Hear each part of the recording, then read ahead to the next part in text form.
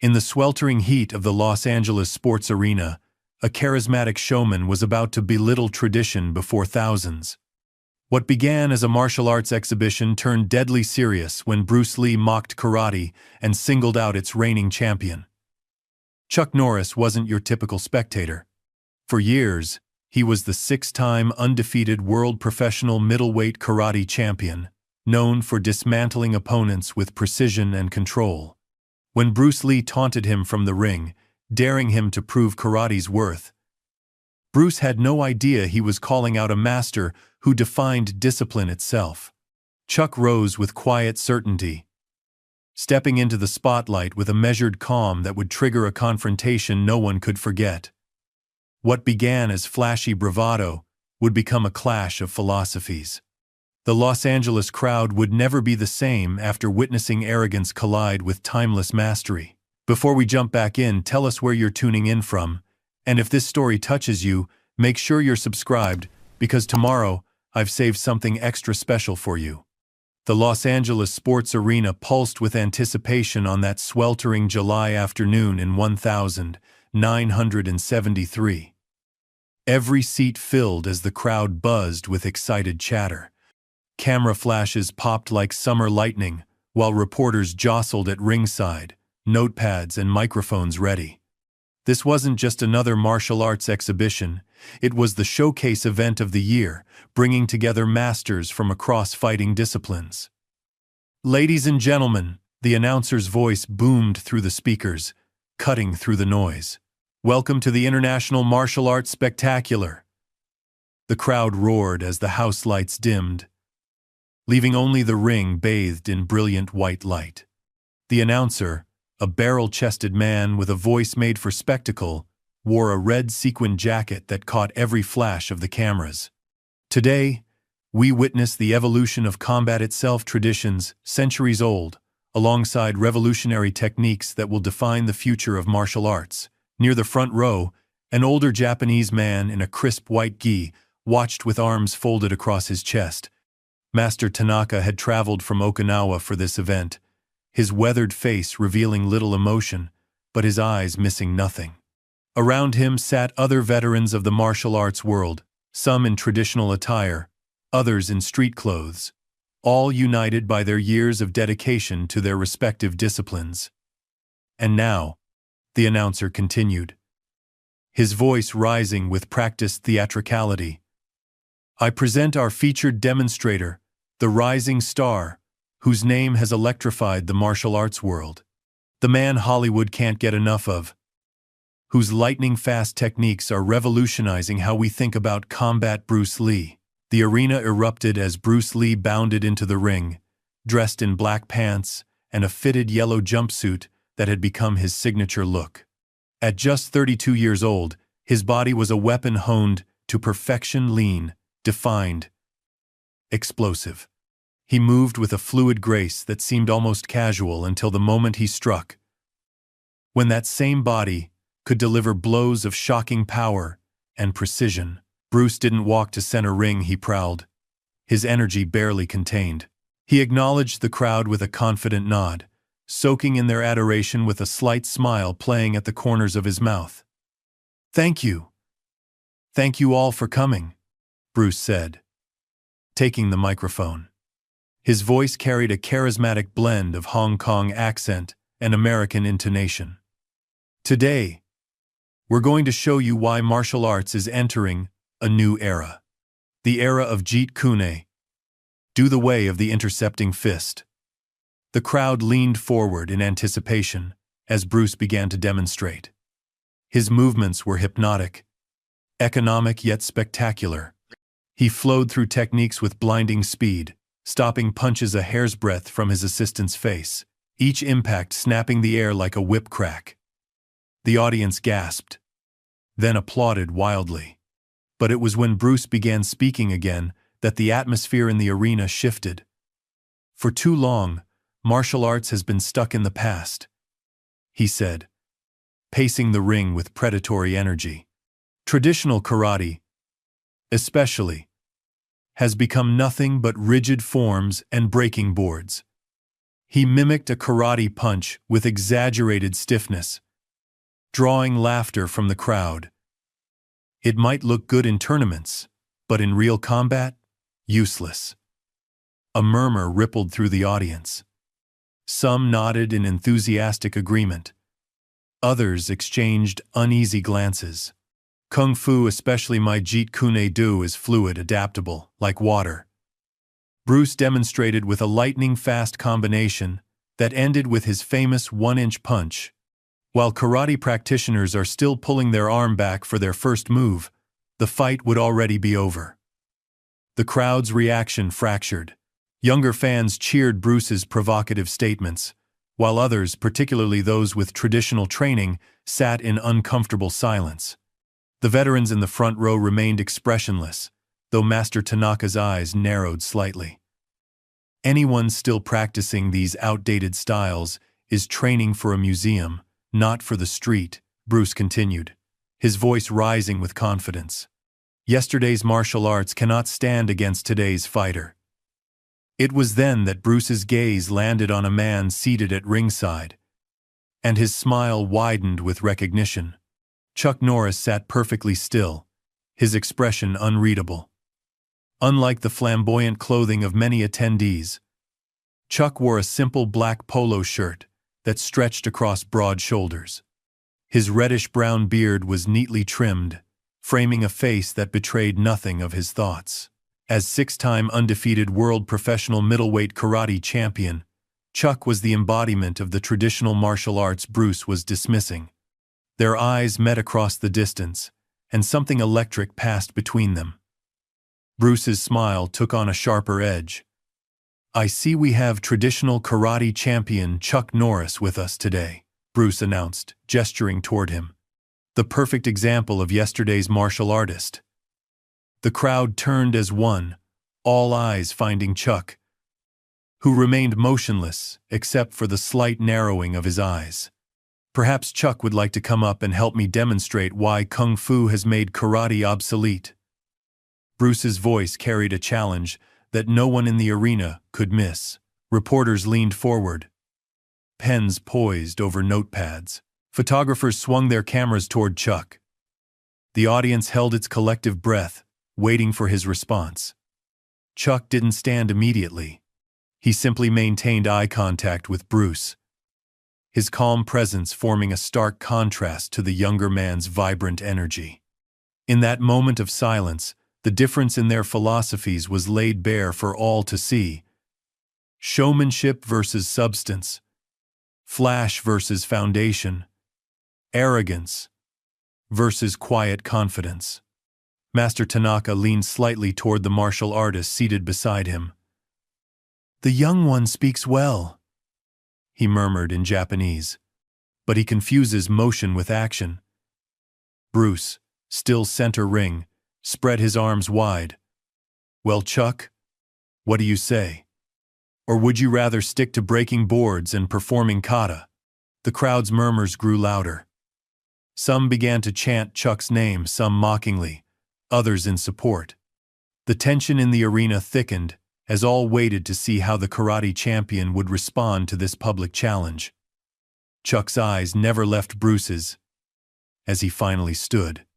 Without hurry, without drama, he rose to his full height. His movements contained a different kind of power, controlled, measured, deliberate. He didn't need to rush. He didn't need to perform. The weight of his championships and years of discipline spoke for him.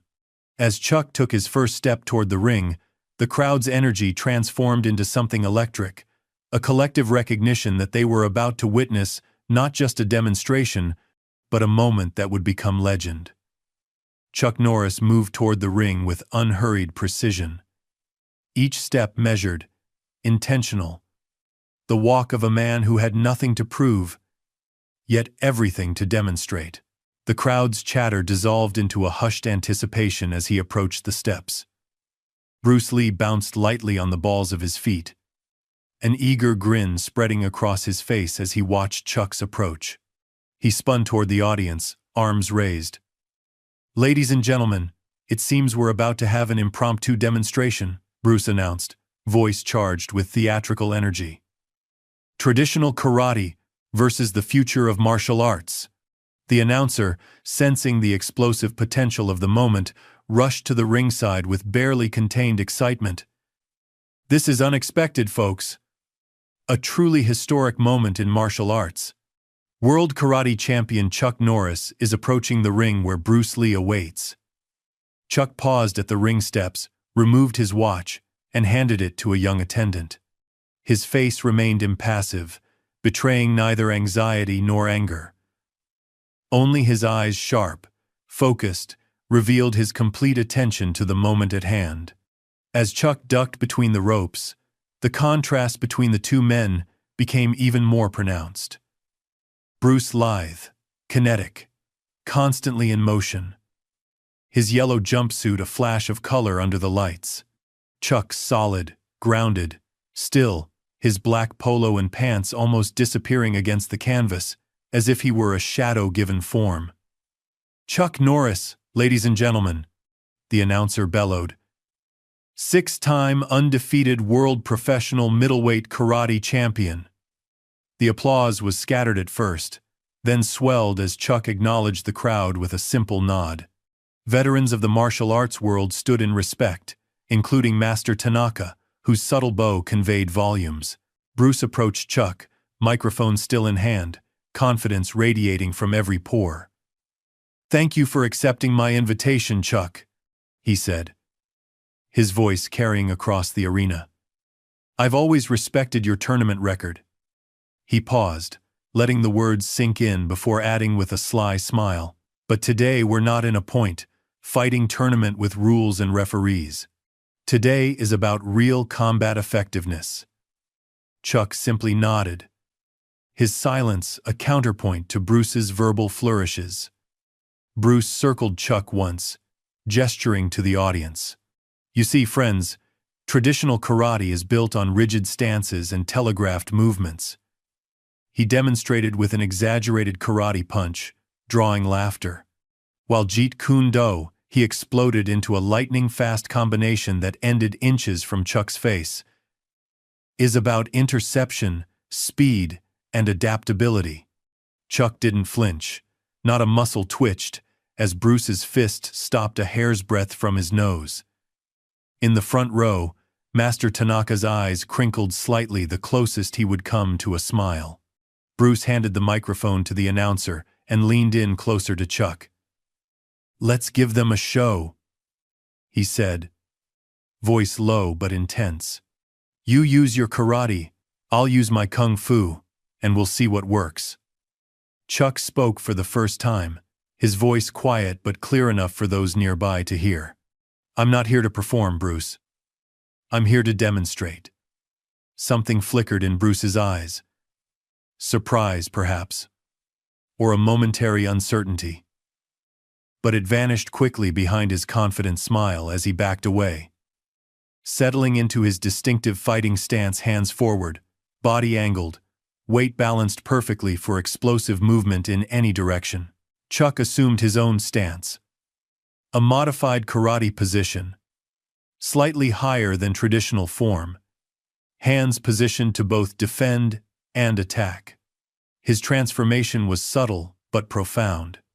The calm, almost passive man who had entered the ring was now a coiled spring, potential energy held in perfect check. The announcer, sensing the electric anticipation in the air, backed away quickly.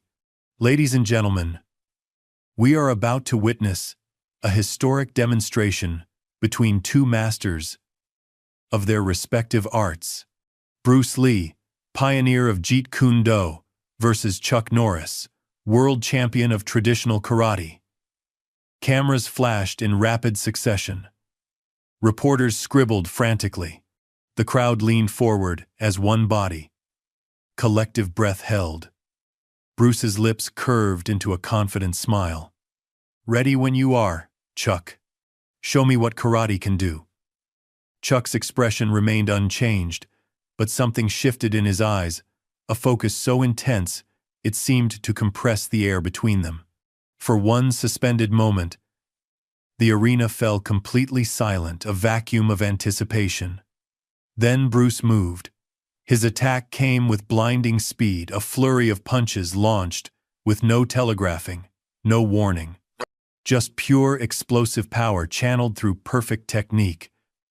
The crowd gasped at the display of velocity and precision as Bruce's fists became nearly invisible blurs. But where those fists should have connected with flesh, they found only empty air. Chuck had slipped the combination with minimum movement, no wasted motion, no dramatic evasion, just precise, economical shifts that left him perfectly positioned for his response. It came in the form of a single counter, a straight punch that stopped just short of Bruce's sternum. The control was absolute. The power, evident even in the arrested motion, was unmistakable. Bruce's eyes widened slightly, a flash of genuine surprise crossing his features before his confident grin returned. He nodded once, almost imperceptibly, before launching into another attack, this one more complex, incorporating his famous sidekick. Again, Chuck's defense was masterful. Not flashy, not dramatic, but effective in a way that spoke of decades of dedicated practice. His counter came as a combination this time. Block, trap, and a controlled palm heel that froze a centimeter from Bruce's chin. Photographers captured the moment, Bruce's dynamic motion against Chuck's controlled power. The contrast was mesmerizing, like watching fire dance with stone. Incredible speed from Lee, but Norris's defense seems impenetrable, the announcer commented, voice rising with excitement. Bruce's expression shifted subtly. The performative aspect of his movements began to fall away as he recognized what he was facing. This wasn't a demonstration anymore. This was a genuine test of skill. He settled deeper into his stance, eyes narrowing in concentration. "Not bad for an obsolete style," Chuck said quietly. Only Bruce close enough to hear the words. Something flashed in Bruce's eyes, a mixture of surprise and perhaps the first hint of respect. The cocky smile faded, replaced by a look of intense concentration. The crowd sensed the shift in energy. What had begun as theatrical exhibition was transforming into something authentic, a true exchange between masters. The younger fans who had cheered Bruce's dismissal of traditional arts now watched in growing fascination as Chuck's disciplined defense made the flashier techniques look almost wasteful in comparison. "The young dragon attacks with fire," Master Tanaka commented softly to his colleague. "But fire cannot burn the mountain." Bruce circled Chuck with renewed purpose. All showmanship gone now. This was Bruce Lee, the martial artist, not Bruce Lee, the performer. His attacks came with even greater speed and precision, combinations flowing seamlessly into one another. Kicks and punches integrated in ways that showcased his innovative approach. Yet, Chuck remained the immovable center. His responses were never rushed, never panicked. Each defense flowed naturally into counter. Each position maintained perfect balance. Where Bruce attacked with lightning, Chuck defended with the inexorable patience of earth.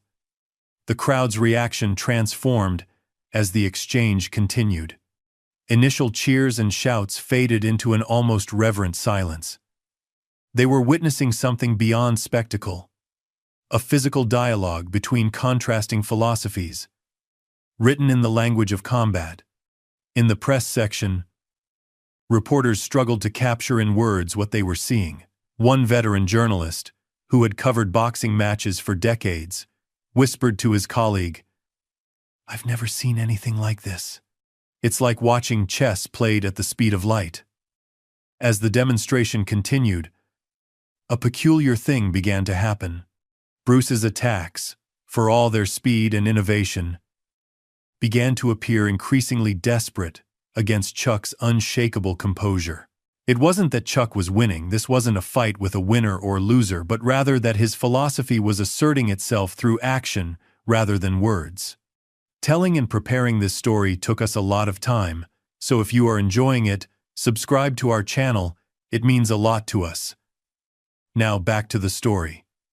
Discipline over flash. Patience over aggression. Respect over arrogance. The lesson was writing itself across the canvas with every exchange, and everyone in the arena could read it clearly.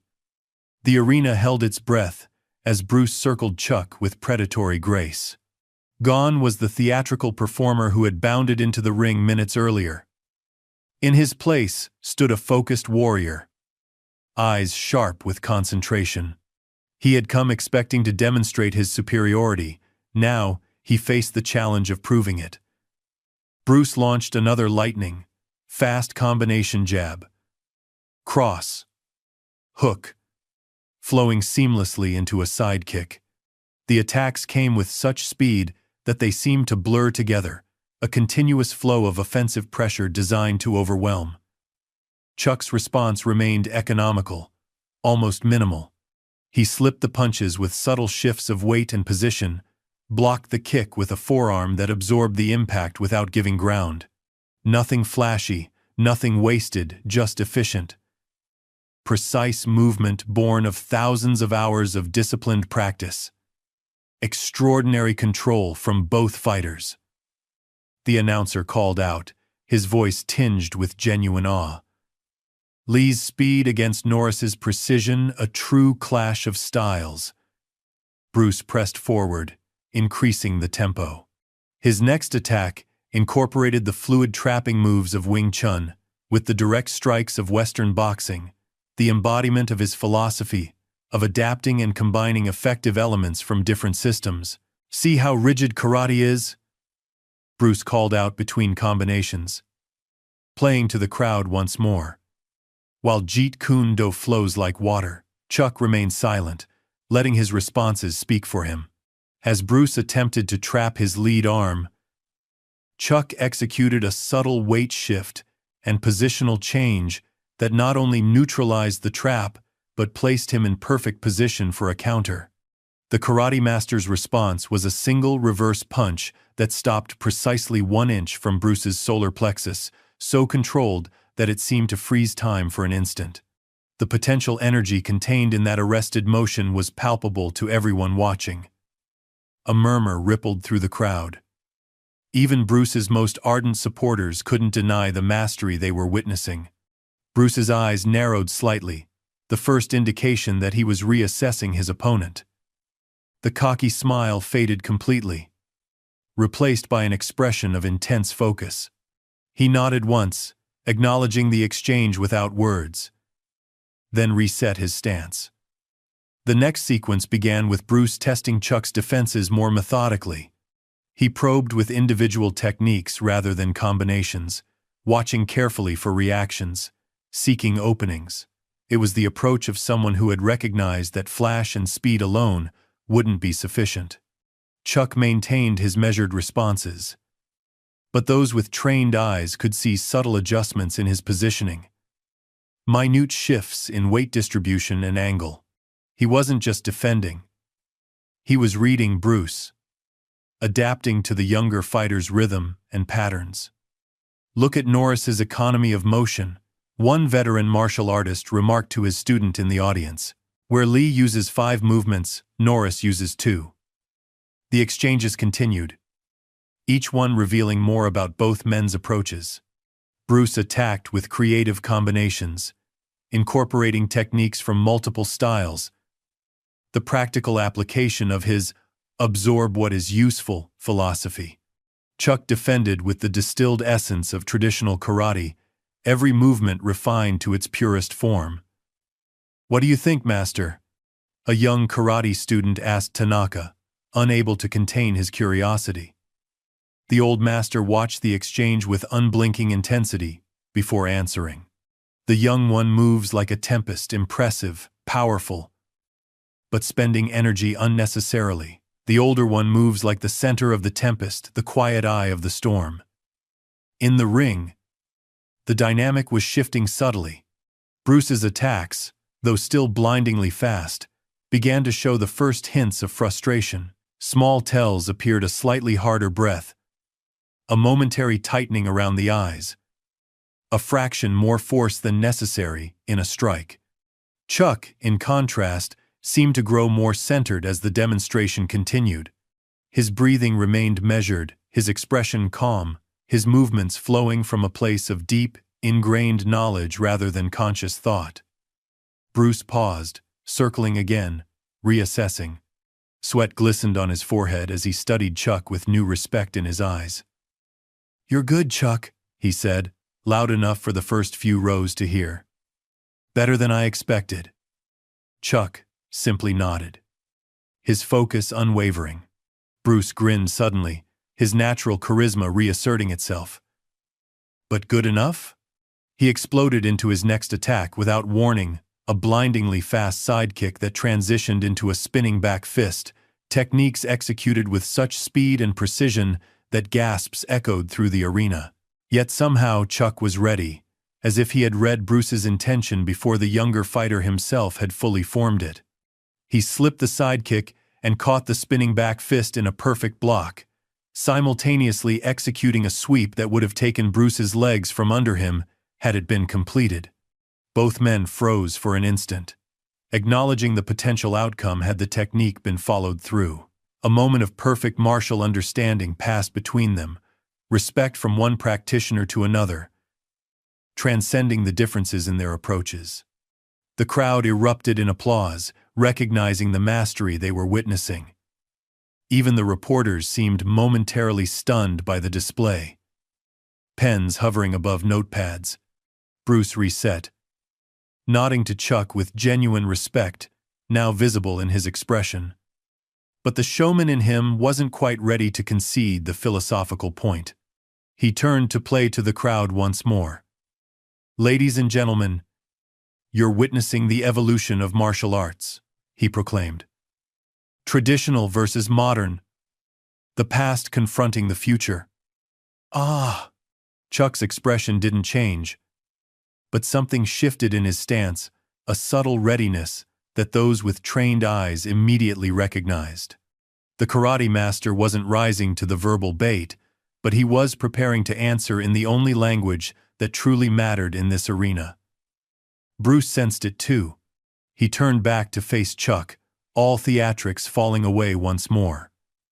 "Let's see what your traditional karate can really do against someone who fights without limitations," he said, voice lower now, meant only for Chuck and those closest to the ring. The crowd fell silent again as Bruce settled into his stance, this time with a seriousness that hadn't been present before. The exhibition was transforming into something more authentic, a true test between contrasting philosophies of combat. In the press section, a veteran martial arts journalist leaned forward, pen poised. "Now we'll see something real," he whispered to his colleague. Lees stopped performing and started fighting.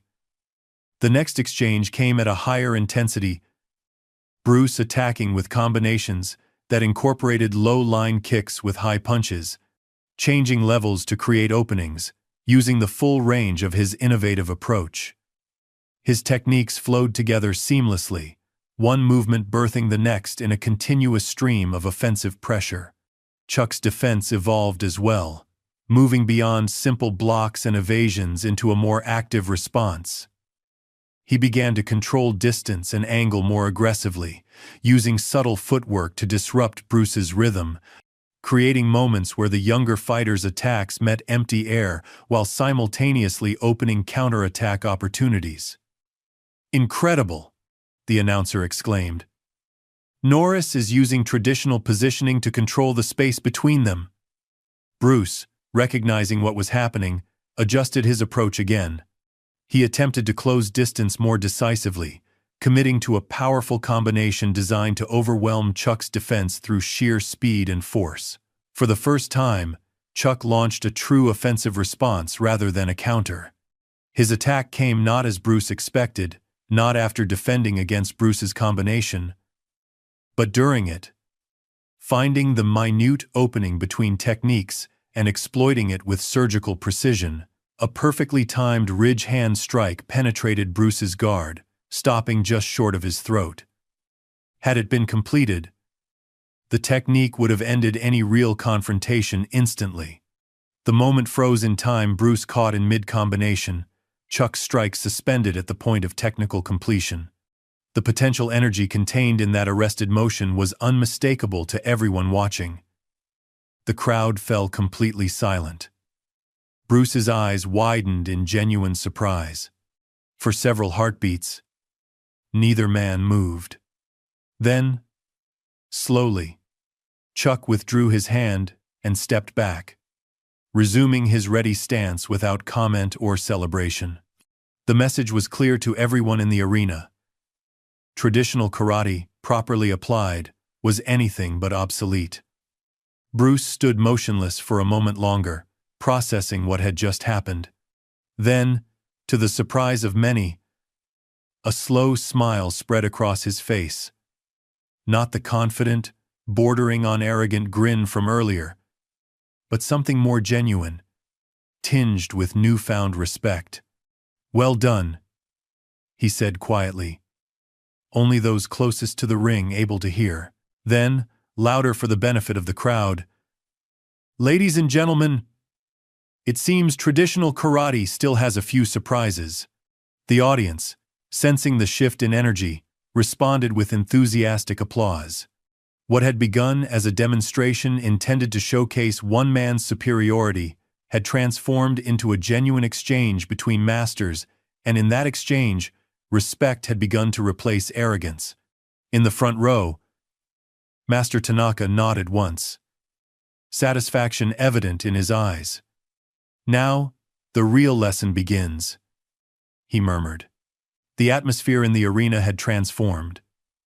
What began as spectacle had evolved into something more profound, a physical dialogue between opposing philosophies. The crowd sensed it, falling into an attentive silence broken only by the sounds of controlled breathing and the sharp reports of gi fabric snapping with each movement. Bruce Lee reset his stance, a new intensity in his eyes.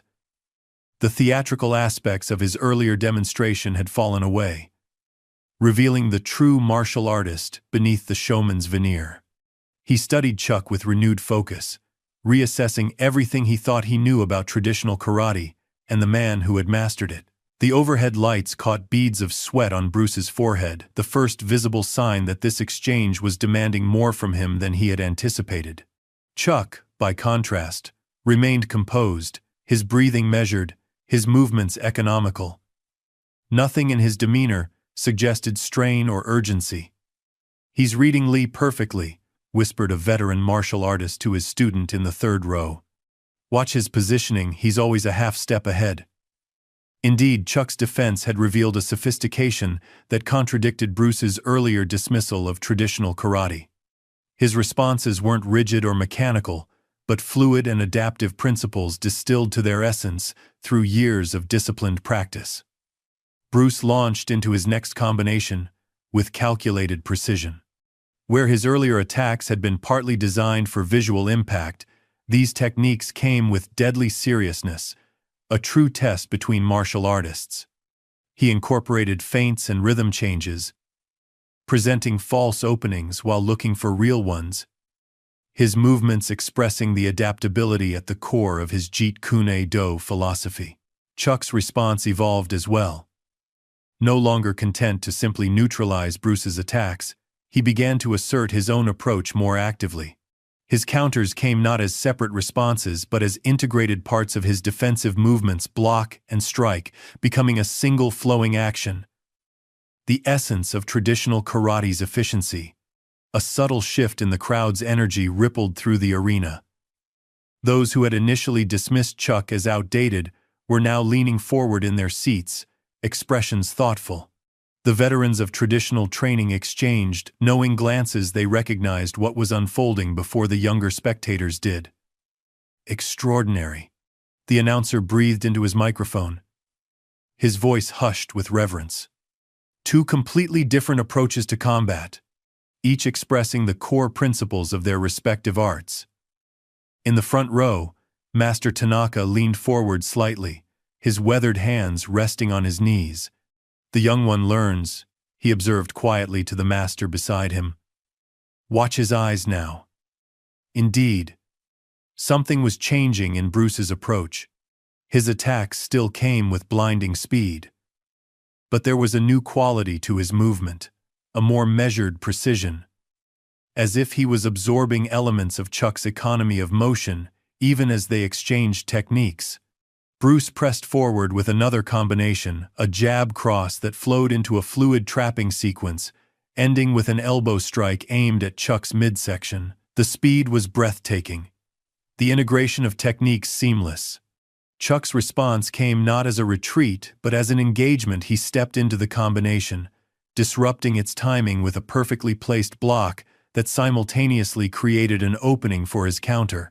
A knife-hand strike flashed toward Bruce's collarbone, stopping with precise control just short of impact. Both men froze for an instant, acknowledging the potential outcome had the technique been completed. In that suspended moment, a truth was written in their postures for all to see. Different paths could lead to the same destination of martial effectiveness. Bruce reset, circling again. His expression now entirely devoid of the cocky grin that had defined his entrance. In its place was something more valuable, focused respect. He was no longer performing. He was learning. "Ladies and gentlemen," the announcer said, his voice still unusually subdued. "We are witnessing not just a demonstration of techniques, but a conversation between masters. Two different languages of combat speaking to each other in real time." The cameras continued to flash, capturing each moment of this evolution. In the press section, journalists who had come expecting to document Bruce's dismissal of traditional martial arts found themselves writing a very different story. One about mutual discovery rather than one-sided dominance. Bruce initiated another exchange, this one beginning with a low-line kick designed to disrupt Chuck's base. The karate master redirected the energy of the kick with a subtle shift of his lead leg, simultaneously countering with a reverse punch that Bruce narrowly evaded.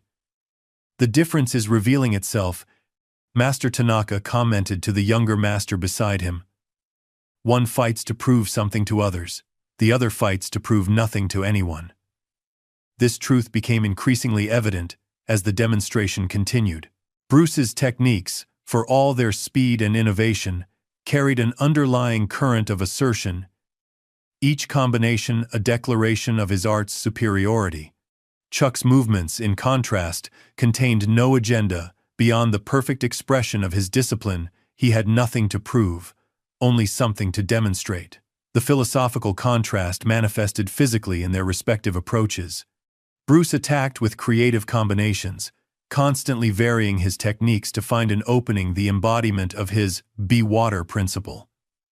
Chuck defended with consistent, refined movements that had been distilled to their essence through decades of practice.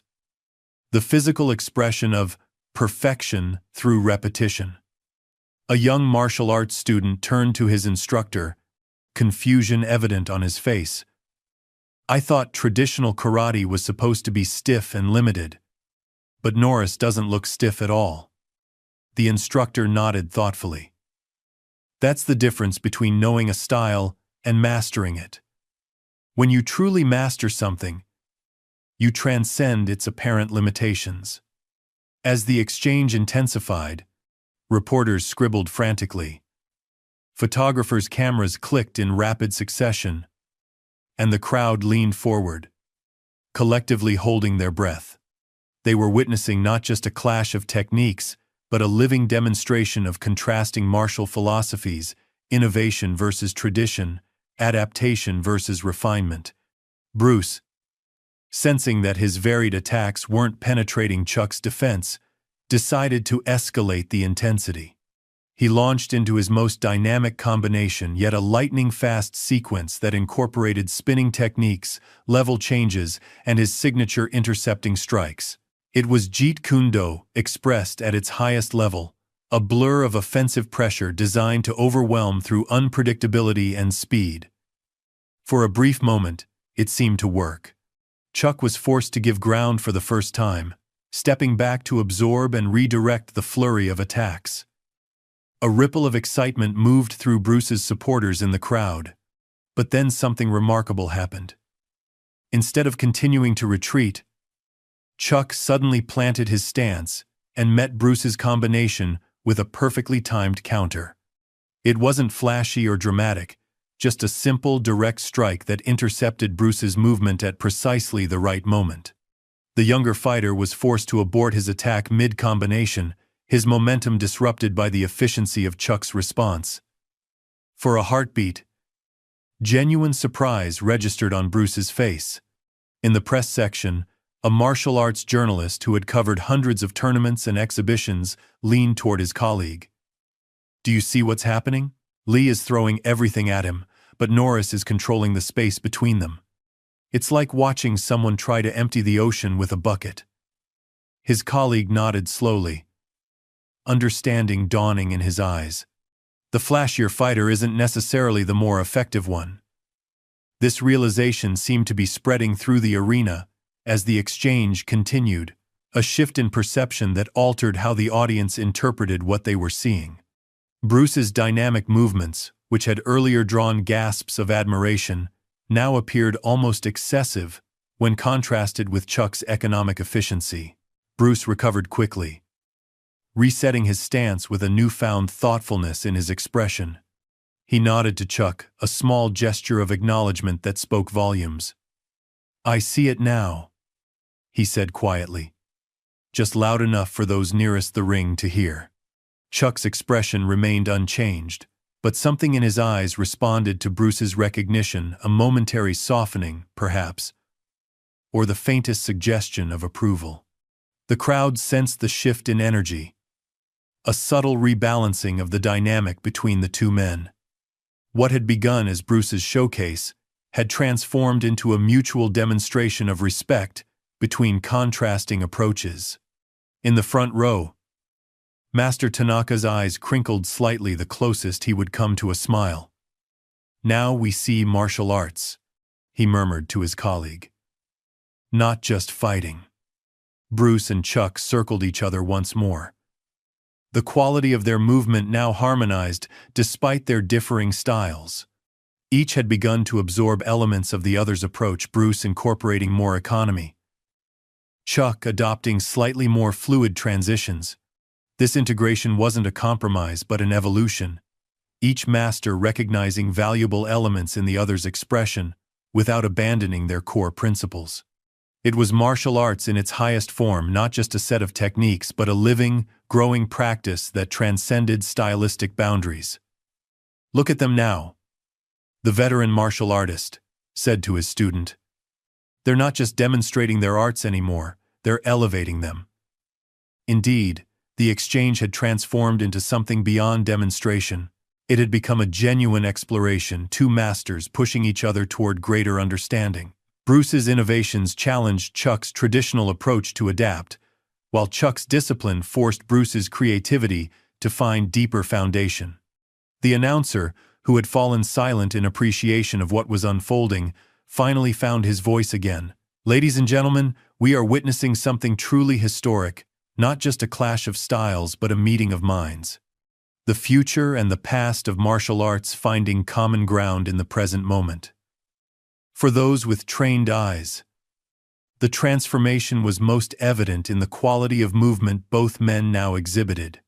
Bruce's techniques, still lightning fast and creative, had gained a new groundedness, a center that hadn't been as apparent in his earlier, more theatrical demonstrations. Chuck's movements, always precise and economical, now flowed with slightly more adaptability, a willingness to deviate from form when effectiveness demanded it. Neither had abandoned their core approach, but both had expanded it through this exchange, the physical embodiment of the martial arts, ideal of continuous growth and learning. "This is what mastery looks like," one black belt whispered to another. "Not dominance, but evolution." As the exchange continued, a palpable sense of anticipation built throughout the arena. Everyone present sensed that the demonstration was building toward something significant, not a victory for either man, but a deeper truth about martial arts and the philosophies that underpin them. Bruce settled into his stance, all theatrics now stripped away. His focus was complete, his presence centered in a way it hadn't been at the beginning. Across from him, Chuck maintained his composed readiness, embodying the stillness at the heart of movement. The contrast between them remained, but something had aligned beneath the surface, a shared recognition of what truly mattered beyond styles, systems, or public perception. In that moment of mutual respect and understanding, both men seemed to reach the same conclusion simultaneously: that the next exchange would not be about proving superiority, but about demonstrating truth. Bruce's expression had transformed completely from the arrogant showman who had entered the ring to a martial artist, genuinely engaged in discovery. Chuck's stoic demeanor remained consistent, but those who knew him best could detect the subtle signs of appreciation in his eyes, recognition of a worthy exchange. The arena fell silent, as everyone present sensed that what would follow would be not just technically impressive, but philosophically significant.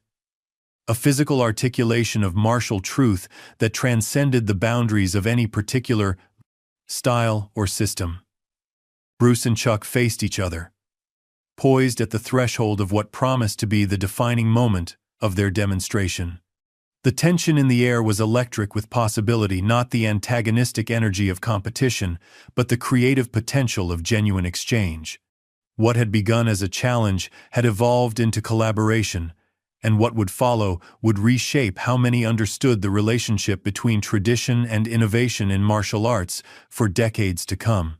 Time seemed to compress in the Los Angeles sports arena as Bruce Lee and Chuck Norris faced each other for what everyone sensed would be the defining exchange of their demonstration. The crowd's collective breath held, creating a silence so complete that the soft whisper of the fighter's gi fabric could be heard near the ring. Outside, the California sun beat down on the arena's roof. But inside, under the harsh white lights, a different kind of heat was building, the concentrated energy of two martial arts masters approaching the zenith of their exchange. Bruce had shed the last vestiges of showmanship. His stance was pure function now, his expression a mask of total concentration. Sweat glistened on his forehead, tracing thin lines down his temples, the only visible sign of the effort he had expended. The yellow jumpsuit that had seemed so vibrant at the start now appeared merely practical, a tool for his craft rather than a costume for performance. Across from him, Chuck remained the embodiment of composed readiness, his breathing controlled, his focus unwavering. His simple black polo shirt showed barely a wrinkle, as if the previous exchanges had hardly touched him. In the front row, Master Tanaka leaned forward almost imperceptibly. His weathered hands rested on his knees, fingers slightly tensed, the subtle gesture of a man who recognized that a crucial moment was approaching. Beside him, other veterans of traditional martial arts watched with similar intensity, their collective experience allowing them to read the subtle shifts in energy that were invisible to casual observers. "What we're about to witness," the announcer said, his voice hushed with reverence, "is more than a martial arts demonstration.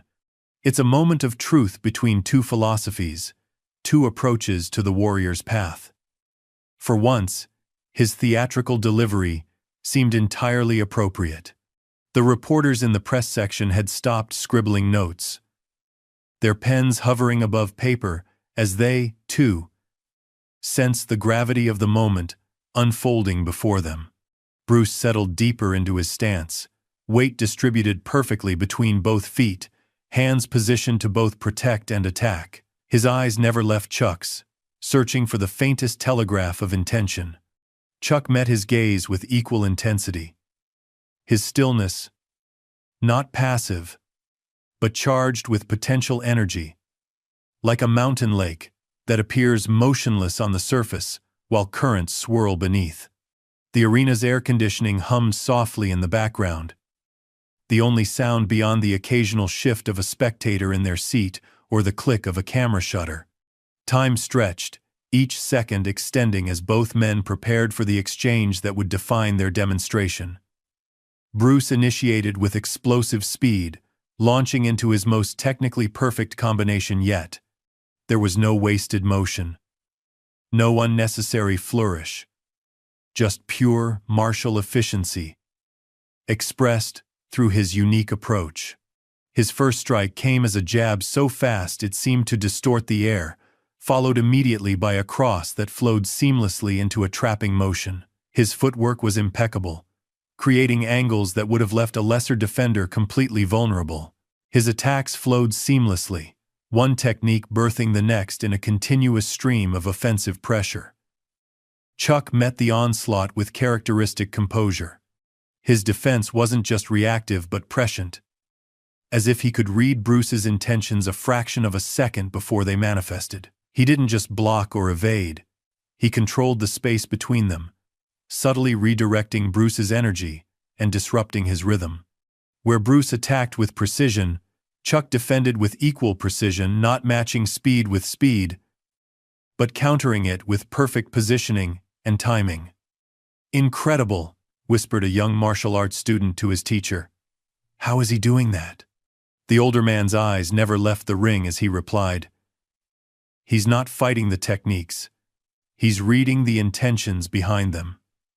Indeed, Chuck's defense revealed a profound understanding of combat principles that transcended any particular style. He wasn't responding to Bruce's movements after they began. He was recognizing and intercepting the intention that preceded them. It was the physical manifestation of the karate concept of sen no sen, the initiative of initiative. Attacking the attack itself rather than the attacker. The exchange accelerated, techniques coming faster, the margin for error shrinking to milliseconds. Bruce attacked with everything in his arsenal, trapping hands flowing into kicks, feints setting up strikes, level changes, creating momentary openings. It was Jeet Kune Do, expressed at its highest level, adaptive and unpredictable. The yellow blur of his jumpsuit became almost hypnotic as he moved with controlled abandon, each technique executed with surgical precision yet flowing together in an organic whole. Chuck's response revealed the depth of traditional karate that few had truly understood. His movements weren't rigid or mechanical, as Bruce had characterized earlier. They were essential, distilled through decades of practice, to their purest form. Where Bruce used 5 movements, Chuck used 2. Where Bruce adapted constantly, Chuck refined consistently. His black-clad form seemed to absorb rather than reflect light, creating a visual counterpoint to Bruce's vibrant presence, yin to yang, shadow to flame. "Incredible," breathed a veteran martial artist in the second row. "Norris isn't just defending. He's controlling the entire exchange." Indeed, a subtle shift had occurred that only the most experienced observers initially detected. Though Bruce continued to press the attack, the initiative had somehow transferred to Chuck. The karate master wasn't just responding to Bruce's techniques, he was dictating the terms of the engagement through positioning and timing. Each defensive movement simultaneously created the foundation for his next counter, establishing a rhythm that gradually began to impose itself on Bruce's offense. Bruce sensed it too. A flash of realization crossed his features as he recognized that for all his speed and technical brilliance, he was being drawn into Chuck's rhythm rather than imposing his own. It was a profound martial lesson playing out in real time. The quieter fighter was speaking the louder truth. In the press section, a martial arts journalist who had covered hundreds of tournaments and exhibitions leaned toward his colleague. "Do you see what's happening? Lee is throwing everything at him, but Norris is controlling the space between them. It's like watching someone try to empty the ocean with a bucket." His colleague nodded slowly, understanding dawning in his eyes. The flashier fighter isn't necessarily the more effective one.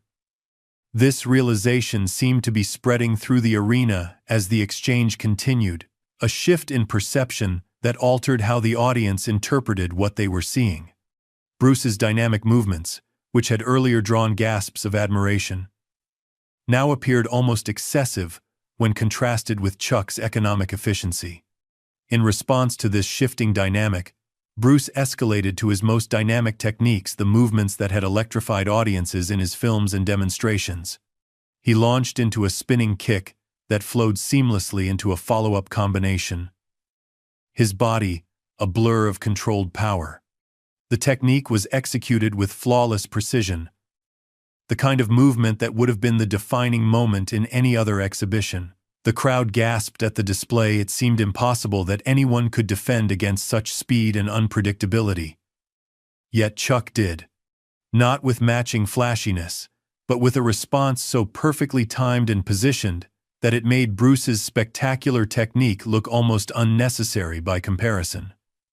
As Bruce's spinning kick reached its apex, Chuck had already moved to the precise position where the attack couldn't reach him, simultaneously executing a counter that would have ended the exchange decisively had it been completed.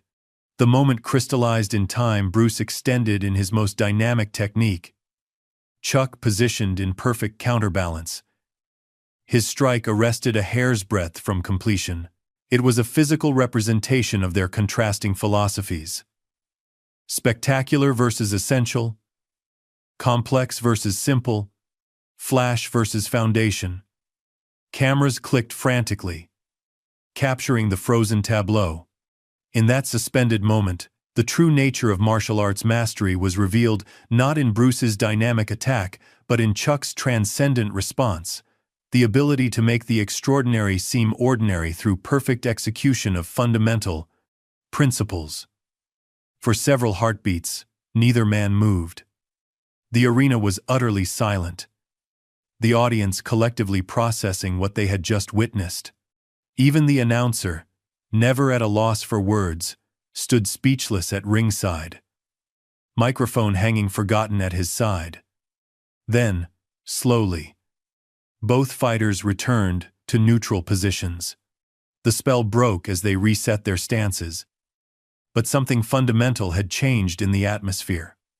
The exhibition had transformed from a demonstration of techniques into a revelation of principles. Something profound had shifted in Bruce's demeanor. The fiery confidence that had characterized his initial challenge had transformed into something deeper, a thoughtful reassessment written across his features.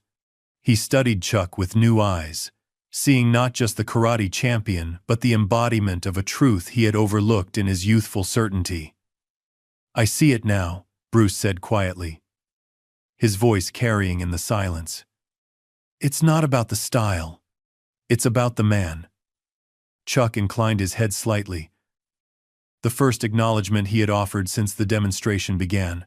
"The art is just a vehicle," he replied, his soft Texas drawl a contrast to his powerful presence. "What matters is the journey." The simplicity of the exchange belied its profound impact. Throughout the arena, understanding dawned on faces from the youngest martial arts enthusiasts to the oldest masters. They were witnessing not just a physical demonstration, but a philosophical revelation playing out in real time. Master Tanaka nodded slowly, satisfaction evident in his weathered features. He turned to the younger master beside him and spoke in Japanese. "The young dragon begins to understand. Power without control is just noise." The younger master nodded, his eyes never leaving the ring. "And control without power is just form." Together, Tanaka concluded, they create true mastery. In the ring, Bruce and Chuck circled each other once more, but with a fundamentally different energy. The confrontational aspect of their exchange had dissolved, replaced by mutual exploration.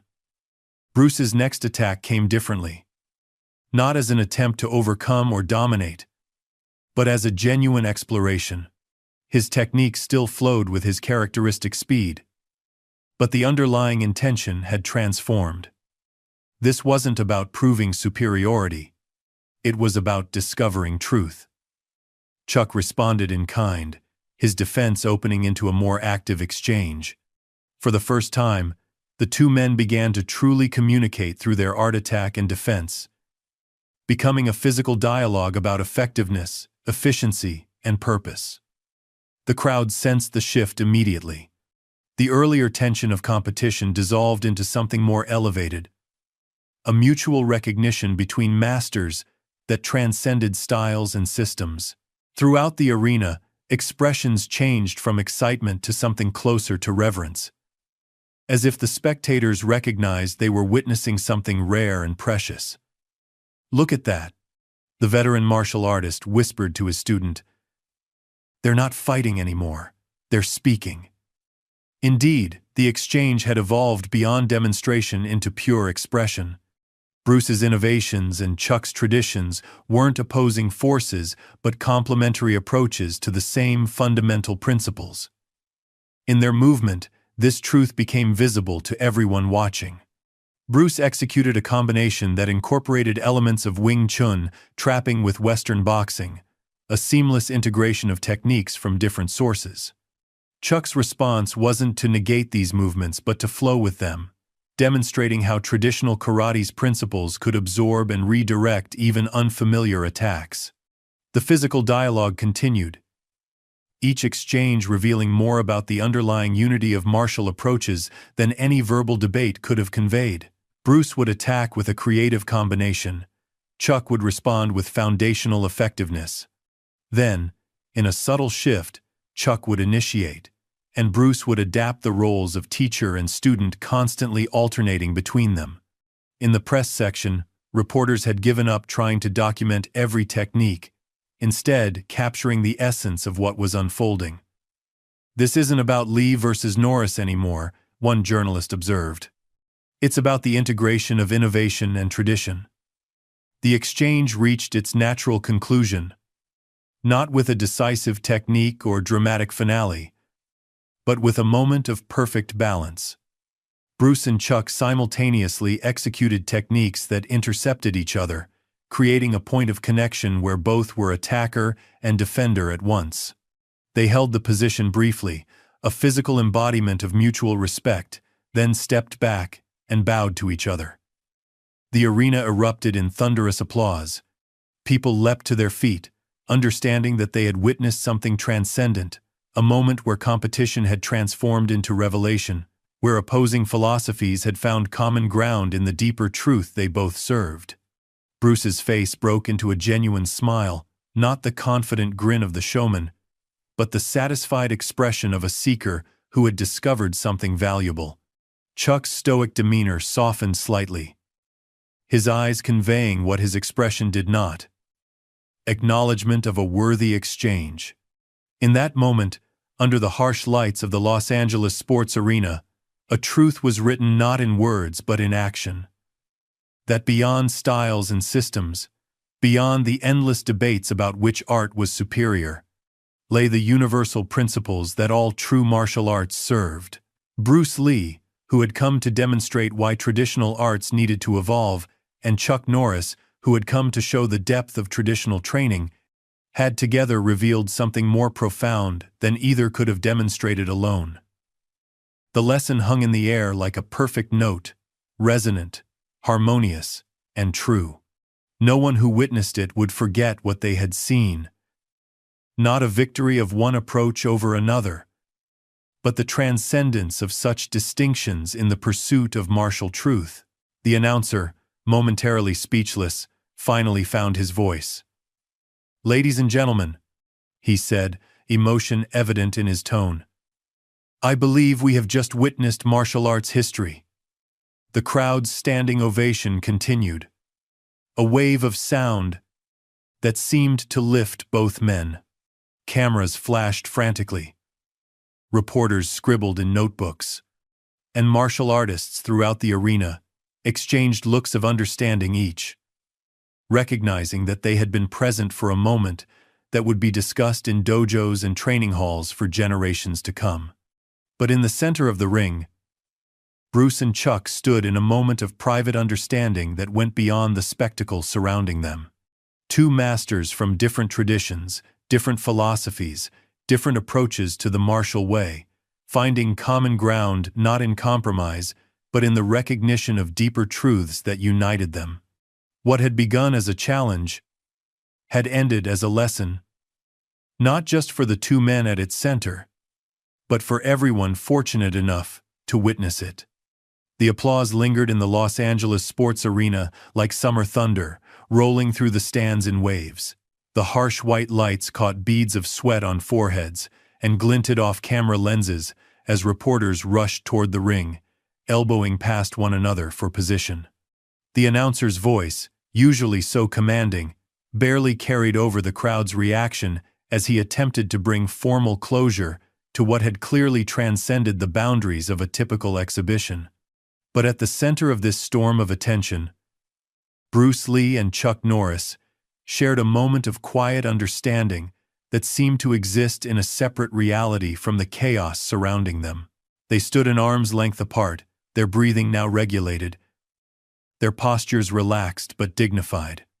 The contrast between them remained Bruce in his vibrant yellow jumpsuit, Chuck in his understated black, but something fundamental had aligned in their respective energies.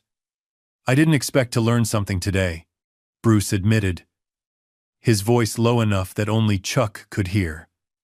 The admission came without difficulty, the earlier arrogance replaced by genuine reflection. His eyes, so fiercely focused during the exchange, now held a thoughtful curiosity. Chuck nodded once. "The best demonstrations teach everyone involved," he replied simply. "Myself included." It was the longest statement he had made since stepping into the ring, and Bruce seemed to recognize its significance. A smile touched the corners of his mouth, not the confident grin of the showman, but something more authentic. "Your timing is perfect," Bruce acknowledged, professional appreciation evident in his tone. "I've never seen someone read intention so clearly." Chuck inclined his head slightly in acknowledgement. "Your innovations force adaptation. They make traditional arts evolve whether they want to or not." This mutual recognition, each man seeing the value in the other's approach, hung in the air between them, more significant than any of the physical exchanges that had preceded it. In that moment, without either man needing to articulate it, a bridge formed between innovation and tradition, between revolution and foundation. They stood together as the announcer approached with the microphone, eager to capture the aftermath of what had clearly become much more than a simple exhibition. The crowd quieted slightly in anticipation, phones and cameras raised to record what would surely become a historic moment in martial arts.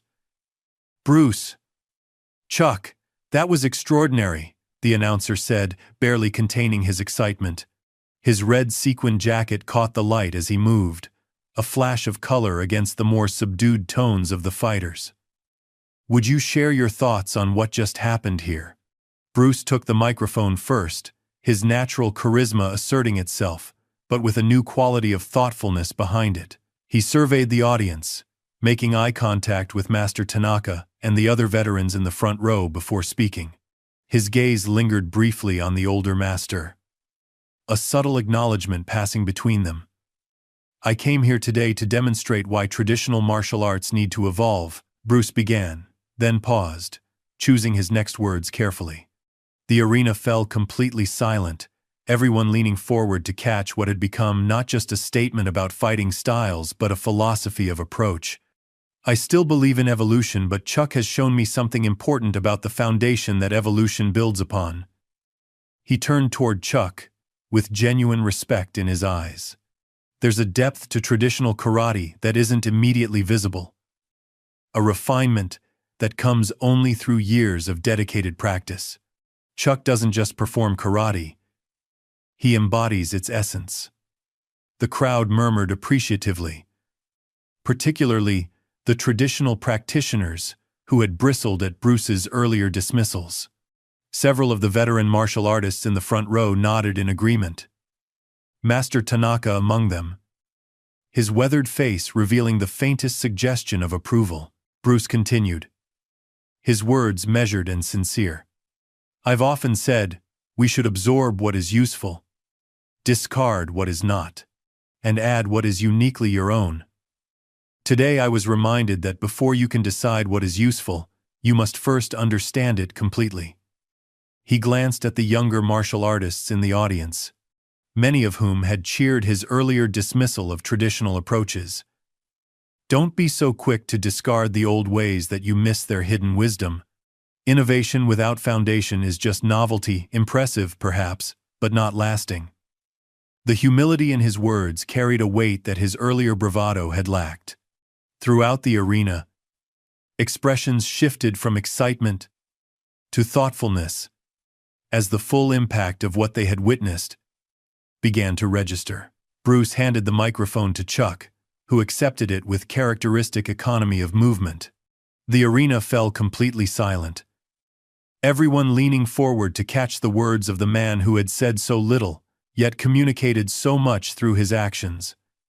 "I don't have much to add," Chuck said, his Texas drawl soft but clear. "Bruce is right about evolution. Martial arts must grow, or they become museum pieces.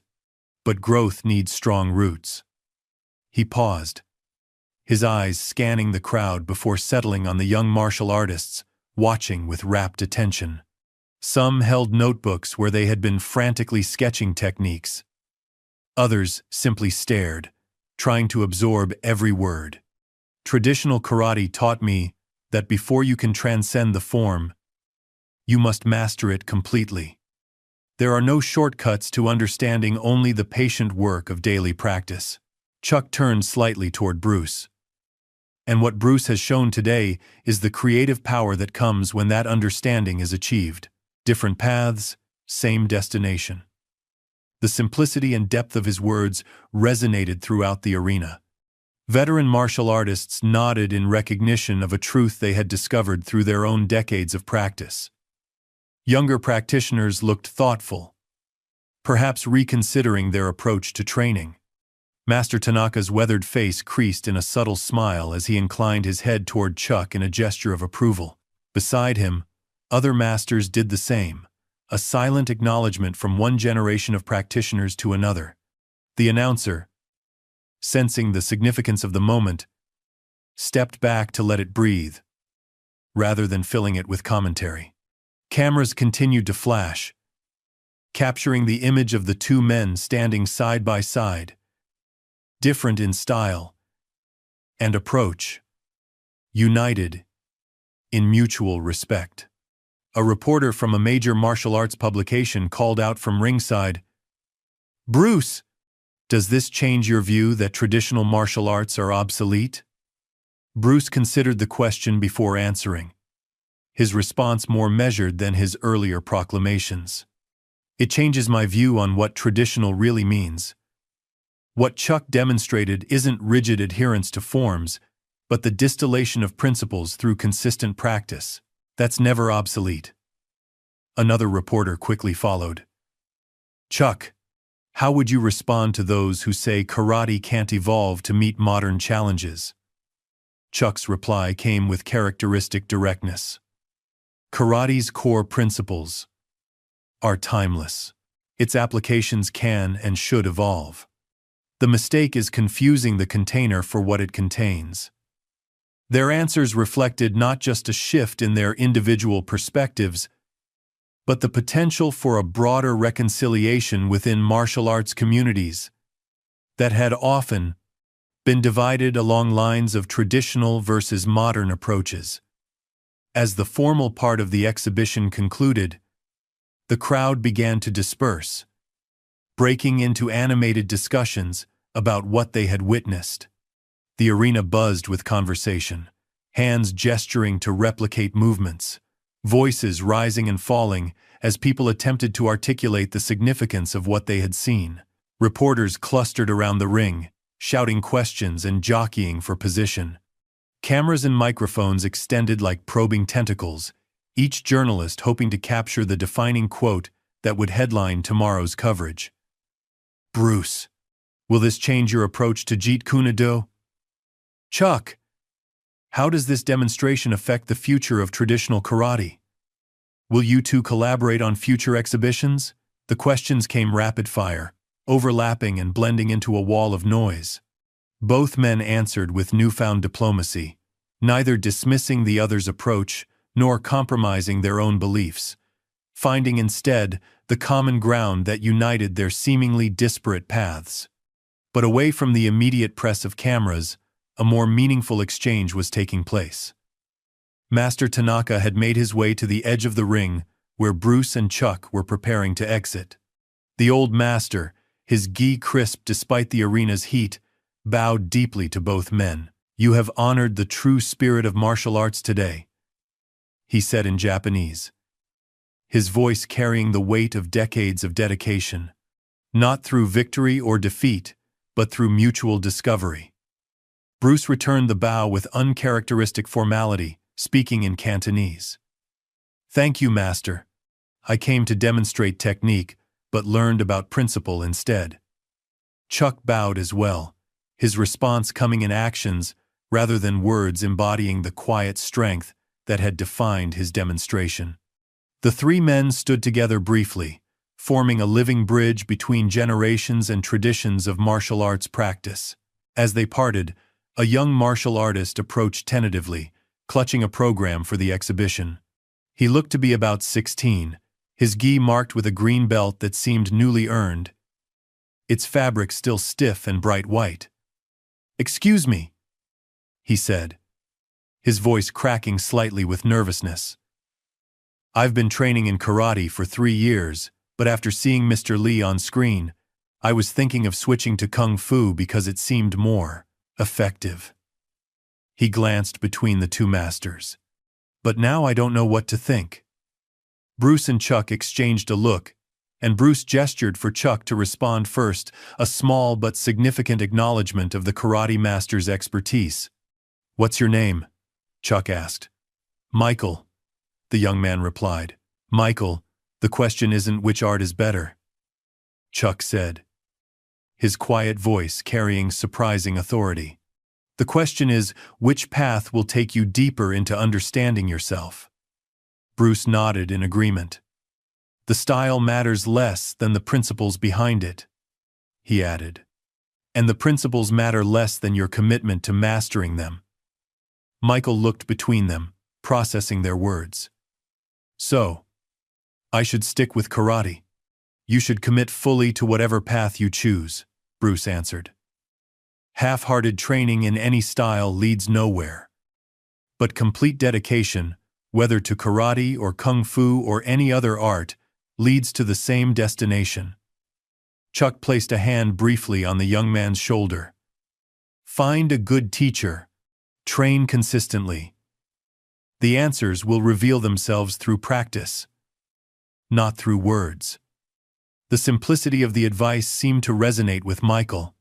He bowed to both men, his expression thoughtful as he stepped back into the dispersing crowd. Throughout the arena, similar conversations were taking place as practitioners of various styles processed what they had witnessed.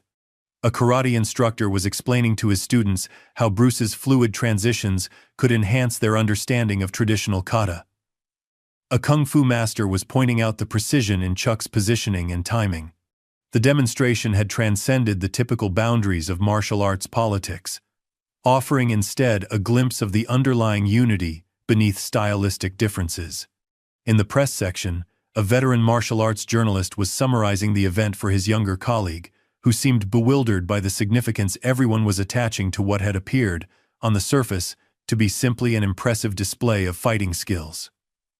"What we just saw," he explained, "was the difference between knowing the path and walking the path. Bruce Lee came to show us the future of martial arts. And he did. Chuck Norris came to demonstrate the foundation that future is built upon. And he did. But together, they showed us something more important, that innovation without depth is empty, and tradition without growth is stagnant." The younger reporter nodded, typing rapidly. "So who won?" he asked, looking up from his notes. The older journalist smiled. "That's exactly the question that doesn't matter. In a true demonstration of martial arts, the only victory is understanding." As the arena gradually emptied, Bruce and Chuck made their way toward the exit together, trailed by their respective entourages, but sharing a moment of quiet conversation away from the microphones and cameras. Their path took them past the training area, where fighters had warmed up before the exhibition, a space now quiet and dimly lit compared to the still bright main arena. "We should train together sometime," Bruce suggested, his earlier bravado replaced by genuine collegial interest. "I'd like to explore some of those counters you used." Chuck nodded. "Anytime. There are aspects of your approach I'd like to understand better as well." A simple handshake sealed the arrangement, a gesture that would later be recognized as a significant moment in martial arts history. Two men who had entered the arena representing opposing philosophies were leaving it as collaborators, each enhanced by the encounter with the other. "Your school or mine?" Bruce asked with a smile that contained none of his earlier arrogance. "Doesn't matter," Chuck replied. "The lessons will be the same." Outside the arena, the California sun was beginning to set, casting long shadows across the parking lot, where fans clustered near the exits, hoping for autographs or a final glimpse of the martial artists. The air was thick with the lingering heat of the day, but cooler than the charged atmosphere inside. Among the waiting crowd stood a father and son. The boy, about 10 years old, wearing a white belt tied somewhat crookedly around his waist. His eyes were wide with excitement, his program clutched tightly in small hands. "Dad," the boy asked, tugging at his father's sleeve, "is karate better than kung fu?" The father, who had watched the entire demonstration with careful attention, considered the question thoughtfully. He was a recreational martial artist himself, practicing judo twice a week at a local community center, not an expert, but someone who understood enough to appreciate what he had witnessed.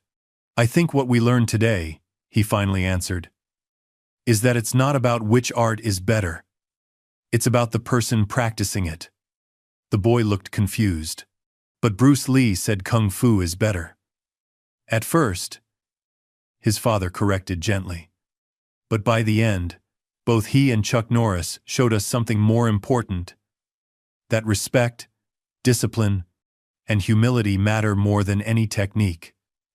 As if to underscore his words, Bruce and Chuck emerged from the arena at that moment, walking side by side in conversation, their earlier confrontation transformed into mutual respect. Fans surged forward, calling both names with equal enthusiasm. Camera flashes popped like fireflies in the gathering dusk. The image would become iconic in martial arts circles, two masters from different traditions, finding common ground not through compromise but through shared commitment to the deeper principles that transcend style and system. A week later, in dojos and kwuns across Los Angeles, instructors were still discussing the exhibition. In a small karate studio in Culver City, a senior black belt paused during training to address his students. What Bruce Lee and Chuck Norris demonstrated wasn't just martial skill, he explained. It was the evolution of understanding. Bruce began with the arrogance of innovation, believing that the new must replace the old. Chuck responded with the quiet confidence of tradition, knowing that fundamentals remain constant. By the end, both had recognized the truth, that the most powerful martial artist integrates both perspectives. In Chinatown, a Wing Chun Sifu shared similar thoughts with his advanced students. Lee's greatest strength has always been his willingness to question everything, to discard what doesn't work. But as we saw in the exhibition, Norris showed that sometimes what appears ineffective is simply not yet fully understood. The lesson for us all is to evaluate with an open mind, not with preconceptions.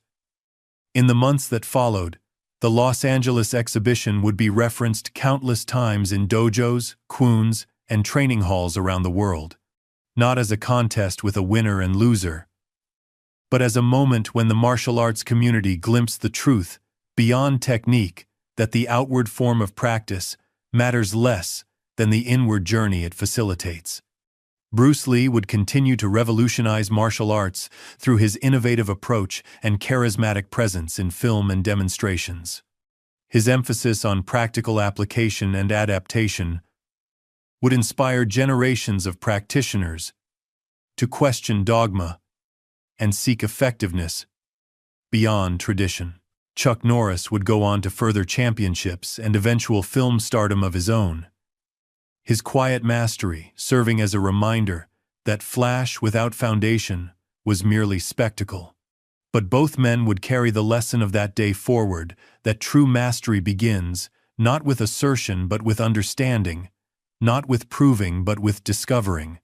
Their paths would cross again, professionally and personally. Each encounter deepened by the mutual respect that had been forged in those minutes under the arena lights. And in dojos and training halls around the world, a simple truth would spread. One demonstrated not through words, but through action on that summer afternoon in Los Angeles. Respect, discipline, and humility always outlast arrogance. When a young fighter would strut and boast of their superior style, an older instructor might simply smile and recall, "You know, there was this exhibition once between Bruce Lee and Chuck Norris." The story would be passed down, sometimes embellished, sometimes simplified, but its essential message remaining constant, that martial arts at their highest level transcend style and system to touch something more universal. The legacy of that afternoon extended beyond technical debates about fighting effectiveness. It offered a template for how tradition and innovation could coexist, how respect could bridge philosophical differences, and how the true measure of martial arts mastery lay not in dominance but in continuous growth. Years later, in an interview shortly before his retirement from competition, Chuck Norris would be asked about the exhibition. His response, characteristic in its simplicity, would encapsulate what made that demonstration so enduring in martial arts memory. "Bruce came to show karate's limitations. I came to show its depth. We both left with a bigger picture than we came with. That's what martial arts should always do, expand your understanding, rather than confirm your assumptions." And in that expansion of understanding lay the true victory, not for Bruce or Chuck individually, but for everyone who witnessed or later learned from their exchange. The triumph of humility over arrogance, of respect over dismissal, of quiet strength over noisy assertion. It was a lesson written not in words but in action, not in theory but in practice. The only way true martial wisdom ever is. Up next, we have 2 more incredible stories that are waiting for you. Just click the image you want to watch, and it will take you there. If you enjoyed this video, make sure to subscribe. It would mean a lot.